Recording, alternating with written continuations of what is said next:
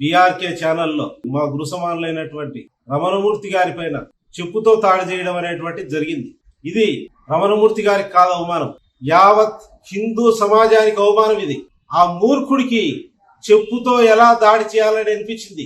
ఆ రోజు నారాయణ గురు, అన్నమయ్య సమానత్వం కోసం, హిందూ మతం కోసం ఏ విధంగా అయితే కృషి చేశారో రమణమూర్తి గారు ఆ విధంగా కృషి చేస్తున్నారు. కాబట్టి ఆ రోజు వాళ్ళపై దాడులు జరిగాయి.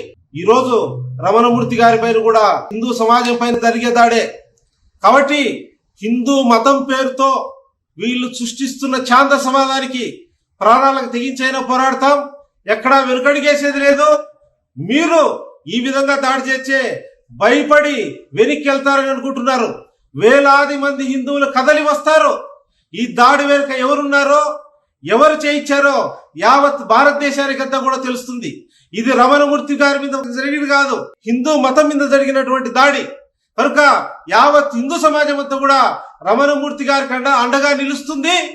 ఇటువంటి కశ్యప్ రెడ్డి అనేటువంటి వ్యక్తి కాషాయ బట్టలు వేసుకోవడానికి కానీ, హిందూ మతం పేరు చెప్పడానికి కానీ అనర్హుడిది. కనుక దీని విషయంలో ఎక్కడ రాజీ పడేది లేదు. దీని విషయంలో ఎంత దూరమైనా వెళ్తాం. ఈ దాడి అనేటువంటిది కుట్రపూరితంగా జరిగినటువంటి దాడి. ఎందుకంటే రమణమూర్తి గారు చెప్పేటువంటి విషయాలన్నీ కూడా మీరు వినండి. ఆ వాస్తవాలకు హిందూ మతాన్ని వాడుకున్నటువంటి కొద్ది మంది దొంగలు చేసినటువంటి దాడి దీన్ని. ఈ విషయంలో ఇటువంటి ఛాందసవాదులతో ప్రాణం పోయినా వెనుకడిగేయం, అవసరమైతే ప్రాణమైనా వదులుతామని చెప్తున్నాం. ఈ విషయంలో చూడండి, మీరు చెప్పుతో దాడి చేసి అవమానించి ఆయన్ని క్రిటిసైజ్ చేయాలనుకున్నారు.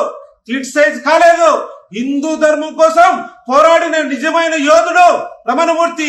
మీ అంతు తేల్చాం. ఒక్కొక్కరిని రేపటి ఒక్కరిని కూడా వదిలిపెట్టాం. మీతో ప్రాణాంతకమైన పోరాటం చేస్తామని